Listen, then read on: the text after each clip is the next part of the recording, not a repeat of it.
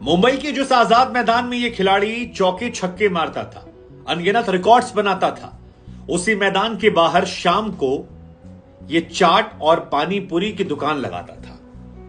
वो तमाम खिलाड़ी जो दिन भर इसकी तारीफ करते थे, इसकी बल्लेबाजी के मुरीद होते थे, वो शाम को इसकी दुकान पर गोलगप्पे खाने आया करते थे।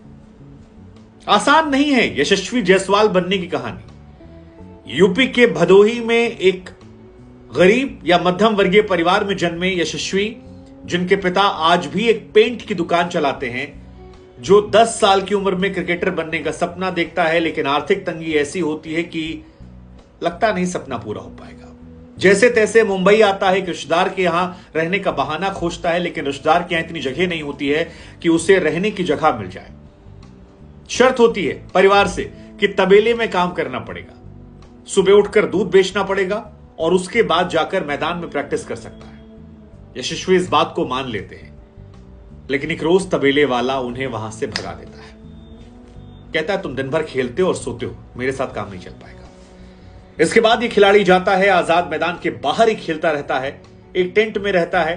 पिता को फोन करके कहता है कि चींटियां बहुत है, रात भर काट डालती हैं, ग्लूकोज बिस्किट में कई कई दिन निकल जाते हैं, लेकिन सपना होता है कि देश के लिए खेलना है, बड़ा नाम करना है, और ये दिन जो चल रहे हैं इसे बदल कर। यशस्वी जायसवाल की कहानी सुनकर आप कह सकते हैं कि मंजिलें उनको मिलती हैं जिनके सपनों में जान होती है, पंखों से कुछ नहीं होता, हौसलों से उड़ान होती है। बार बार कह रहे हैं आसान नहीं यशस्वी जायसवाल बन पाना। यशस्वी अपने पुराने दिनों को याद करके कहते हैं कि बड़े मुश्किल दिन थे। जो खिलाड़ी दिन भर आपके मुरीद होते थे, शाम को जब वो आपको पैसे देते हैं कि ये 10 रुपए के गोलगप्पे खाए हमने, तो आसान नहीं होता है। उस टेंट में सोना जहां पर लाइट नहीं थी, पीने खाने की व्यवस्था नहीं थी, शौचालय तक नहीं था, जमीन पर लेटना, एक तकिया रखे कहीं चादर बिछा दिया और साइड से एक चींटी आ गई, उसने नोच लिया, रात को नींद खुल जाना, यह आसान नहीं था। वहां से आईपीएल में करोड़ों का कॉन्ट्रैक्ट मिलना और अब मुंबई इंडियंस के खिलाफ वो शतक मारना जिसकी गूंज बहुत दूर तक जाएगी और जिसको लेकर हर इंसान ताली बजाएगा। ये कहेगा कि अगर यशस्वी जायसवाल कर सकता है तो हम और आप भी कर सकते हैं। और यकीन मानिए, यशस्वी जायसवाल ने जिस तरह से अंडर 19 टीम में अपना पताका फहराया था, जिस तरह ऑरेंज कैप के वो प्रबल दावेदार हैं सीजन खत्म होने तक, यकीन मानकर चलिए ये उन खिलाड़ियों में इस साल रहने वाले हैं जिन्हें भारतीय क्रिकेट टीम से बहुत जल्द न्योता आने वाला है। और ये खिलाड़ी सिर्फ एक फॉर्मेट का नहीं, तीनों फॉर्मेट का भारत का वन ऑफ द बेस्ट खिलाड़ी बनने की तरफ है। आज कहानी यशस्वी जायसवाल की। 62 बॉलों में 124 रन यशस्वी जायसवाल ने बनाए, 16 चौके थे, 8 छक्के थे। लग ही नहीं रहा था आउट हो पाएंगे, क्योंकि जो आउट भी हुए वो अभी भी कईयों को लगता है कि नो बॉल थी। लेकिन उस मैच से हटकर बात करते हैं इनके बारे में। केवल 11 साल इस लड़के की उम्र थी जब इसने यूपी के भदोही से मुंबई जाने का सपना देखा। इसे लगा कि मुंबई जाएंगे तो वहां से खेलना आसान हो जाएगा, और किसी ने बताया था और वो जिद पापा से पाल ली। इनके पिता कहते हैं कि मोंटी, इनके घर का नाम आपको बता दें मोंटी है, कि मोंटी को लेकर मेरे सारे रिश्तेदारों ने कहा कि मत भेजिए, लड़का बर्बाद हो जाएगा, 11 साल इसकी उम्र है, थोड़ा पक जाने दीजिए, थोड़ा बड़ा हो जाने दीजिए। हम लोग गरीब थे, खाने पीने के पैसे नहीं थे, लेकिन उसके बाद हमें यह एहसास हुआ कि अगर सपना पूरा करना है तो कुछ कड़े फैसले लेने पड़ेंगे। और यह कड़ा फैसला था कि महज 11 साल की उम्र में साल 2013 में हमने अपने बेटे को भेज दिया मुंबई। उसके बाद तो रिकॉर्ड की बौछार है। 17 साल की उम्र में विजय हजारे ट्रॉफी में दोहरा शतक, अंडर 19 में, हमने आपको सब बताया। लेकिन वहां से जब ये पहुंचते हैं मुंबई, तो एक रिश्तेदार के यहां रहने की बात होती है, लेकिन वो घर इतना छोटा होता है कि वहां पर रहा नहीं जाता। मां को फोन करते हैं। इनकी मां ने भी बाद में कई इंटरव्यूज में बताया कि बच्चे ने कभी जिंदगी में खिलौनों को जिद नहीं की, सिर्फ इतना कहता था कि सपना पूरा करना है, साथ दे दो, सबकी जिंदगी बदल दूंगा, घर वालों की दुनिया बदल दूंगा। यशस्वी जायसवाल 11 साल की उम्र में मुंबई पहुंचे, 6 महीना तकरीबन अपने रिश्तेदार के यहां रहे, सब कुछ ठीक चल रहा था, रोज सुबह उठकर जाया करते थे खेलने। लेकिन फिर एक दिन रिश्तेदार और इनको एहसास हुआ कि वो घर बहुत छोटा है और यहां से हमें जाना पड़ेगा मैदान में।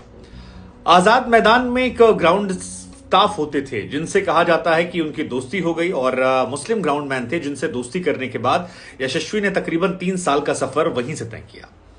शुरुआत में जैसा कि हमने आपको पहले बताया कि एक तबेले में काम करने लगे, तबेले में वो रहते थे, सुबह उठकर दूध बेचने काम होता था, उसके बाद आप अपना क्रिकेट खेल सकते थे। लेकिन एक रोज यशस्वी शाम को लौटते हैं तो तबेले वाले ने उनका सारा सामान उठाकर बाहर फेंक दिया और कहा, यार तुम मेरे किसी काम के नहीं हो, तुम क्रिकेट ही खेल लो। यशस्वी हताश, परेशान, निराश होते हैं। इसके बाद वो जाते हैं फिर आजाद मैदान के बाहर। ग्राउंड मैन जो हैं वो उनकी मदद करवाते हैं और बाहर उनके लिए टेंट लग जाता है। लेकिन टेंट को लेकर कहा जाता है कि उनके सामने शर्त रखी गई थी कि आप अगर अच्छा खेलोगे तभी आपको यहां रहने का मौका मिलेगा। लेकिन उस टेंट में ना बिजली थी, ना पानी थी, और जैसा हमने आपको शुरुआत में बताया कि कई सारी परेशानियां थी, जिसमें चींटियों काटना और बहुत सारी समस्याएं उनको सबको सामना करते हुए। साथ ही टेंट में खाना बनाने की जिम्मेदारी भी यशस्वी की थी। तो ये तमाम चीजें जो हैं इन्होंने उस बीच में की। पैसे कमाने के लिए कई तरह काम किए, जिसमें एक काम था गेंद को खोज खिलाना। किसी ने शॉट मारा, गेंद गायब हो गई, बाहर जाओ, दौड़े, खोज खिलाओ, दिन भर करो, पैसा मिल जाएगा। यशस्वी ने वहां पर कई तरह की नौकरी की, जिसमें एक नौकरी थी गेंद खोज लाने की, दूध वाले के यहां काम करने की, और एक नौकरी थी चाट और गोलगप्पे बेचने की। यशस्वी भी अपने कई इंटरव्यूज में बताते हैं कि बड़ी एम्बैरेसमेंट महसूस होती थी कि जिनके साथ आप खेलते हैं वही आपको बाद में आकर पैसे देते हैं, और बड़ी परेशानियां होती हैं। लेकिन कहते हैं ना, किस्मत जो है वो बहादुरों का साथ देती है, और किस्मत ने साथ दिया यशस्वी जायसवाल का। कैसे साथ दिया?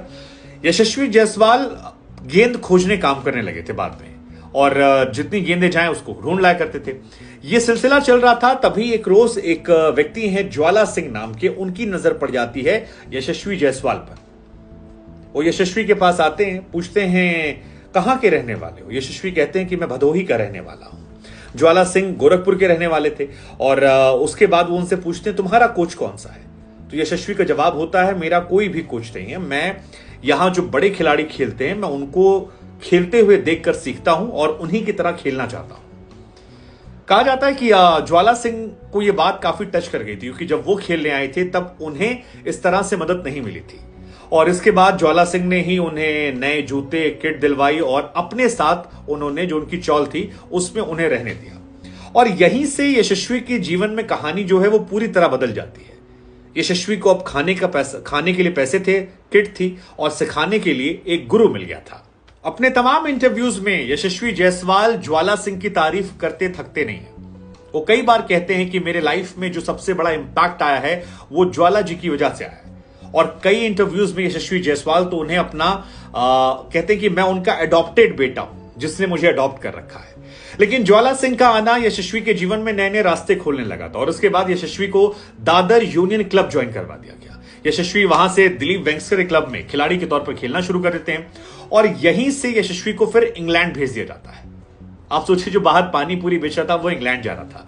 यशस्वी अंडर 19, अंडर 16, अंडर 23 खेलते हैं। विजय हजारे ट्रॉफी में 200 रन बनाने वाले सबसे कम उम्र के वो खिलाड़ी बने, जब 17 साल की उम्र में उन्होंने दोहरा शतक मार दिया था। और तब ये खबर जो है ये चारों तरफ फैल गई थी कि यार कोई एक खिलाड़ी है जो शिखर धवन की तरह खेलता है, उसी तरह पागलपन है, उसी तरह हेयर स्टाइल है, और काफी ज्यादा उनकी तारीफें जो है होने लगी। इसके बाद राहुल द्रविड़ की इन पर नजर पड़ती है। अंडर 19 वर्ल्ड कप में आपको याद होगा, उस टाइम राहुल द्रविड़ तमाम नए खिलाड़ियों को तराश रहे थे, मौके देते थे, उन्हें खिलाते थे, सिखाते थे, और अंडर 19 में उनकी प्रतिभा को राहुल द्रविड़ ने खूब निखारा। उन्होंने भी जबरदस्त परफॉर्मेंस की। अंडर 19 वर्ल्ड कप उस साल जब भारत ने जीता था तो उसमें यशस्वी छाए हुए थे, और तभी नाम हो गया था कि इस खिलाड़ी में कुछ तो खास है।